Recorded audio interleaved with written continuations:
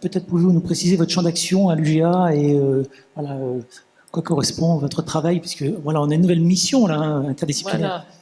Voilà. Peut-être un mot tout d'abord sur le contexte de l'UGA, de la fusion. L'UGA, c'est un établissement d'une certaine façon relativement jeune, puisqu'il a été créé par fusion de 3 établissements donc au 1er janvier. Et une particularité de cette fusion par rapport à d'autres grandes fusions d'universités, c'est qu'il y avait relativement peu de recouvrement disciplinaire. C'est-à-dire que Joseph Fourier, il y avait quasiment toute la physique, Pierre Mendès France, le droit était essentiellement à Pierre Mendès France, etc. Donc ça a été d'une certaine façon un avantage pour la réalisation de la fusion, mais du point de vue de l'interdisciplinarité, il y avait, bien que les établissements soient en grande partie sur un même site géographique, il y avait relativement peu de contacts entre des grands champs disciplinaires, et je pense en particulier au contact ou l'absence de contact entre le grand domaine des sciences humaines et sociales et l'autre grand domaine, sciences techniques et santé.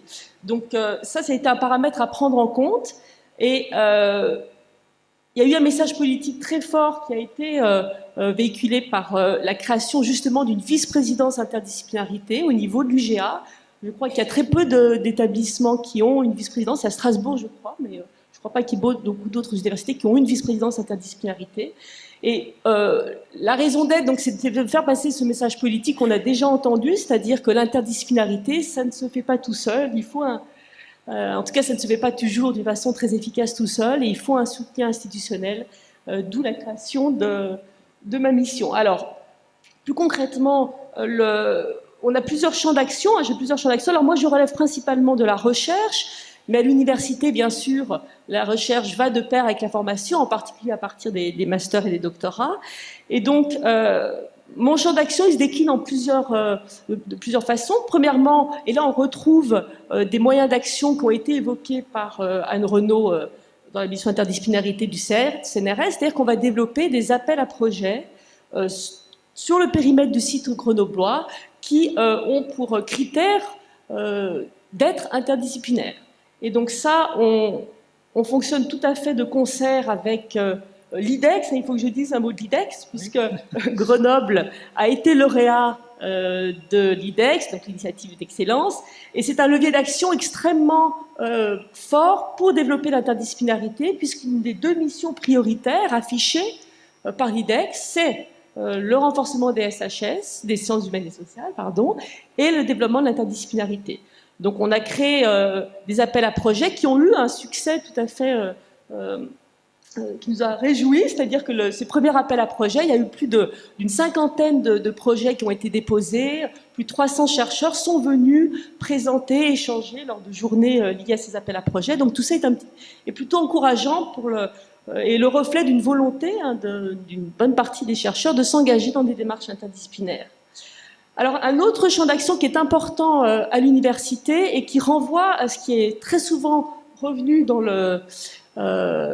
les échanges, c'est le temps, c'est-à-dire donner du temps à l'interdisciplinarité. Alors, qu'est-ce qu'on peut faire au niveau d'un établissement? On a plusieurs moyens d'action. On peut par exemple, en ce qui concerne les enseignants-chercheurs, hein, pas les chercheurs du CNRS, on peut jouer sur des décharges de services, c'est-à-dire reconnaître que l'engagement dans des projets interdisciplinaires, que ce soit de formation ou de recherche, prend du temps, plus de temps, et donc très concrètement, on peut, au niveau de l'institution, soutenir par des décharges d'enseignement les personnes qui s'engagent dans des démarches interdisciplinaires. On peut aussi le faire par ce qu'on appelle des congés de conversion ou d'autres outils qu'on peut développer au niveau du site. Un autre point important qui a été évoqué, c'est les problèmes d'évaluation des enseignants-chercheurs qui s'engagent dans l'interdisciplinarité. Le CNRS, effectivement, fait peut-être un petit peu mieux que les instances nationales d'évaluation des enseignants-chercheurs, c'est-à-dire le CNU. Le CNRS, c'est vrai, a mis en place des CID, des commissions interdisciplinaires, notamment qui assurent une fonction de recrutement tout à fait intéressante. J'étais moi-même dans une CID, la CID 53, une jeune CID, qui est alors extrêmement interdisciplinaire puisqu'elle couvre toutes les sections du CNRS. Mais côté université, c'est donc le CNU, le Conseil national de l'université, qui est en charge de l'évaluation et de la promotion au niveau national. Et là, on reste dans un système très tubulaire de sections. où il est parfois difficile effectivement pour la carrière de se faire reconnaître par ses pairs dans ces sections très disciplinaires. Et donc au niveau d'un établissement comme l'UGA, on peut, par le jeu des critères de promotion interne, contrebalancer en quelque sorte le caractère très tubulaire, disciplinaire des systèmes de promotion et d'évaluation au niveau national. Donc là, on a un levier d'action.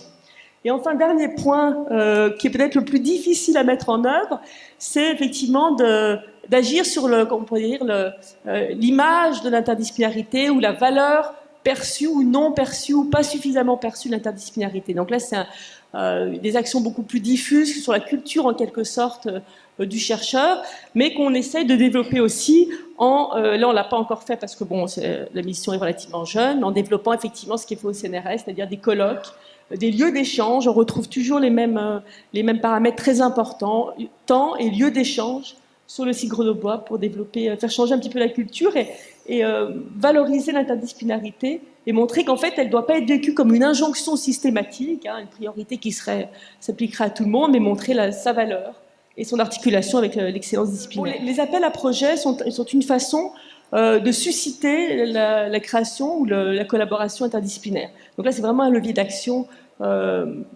Mais alors après, personne n'est obligé de répondre à ces appels à projets. Oui, c'est ça.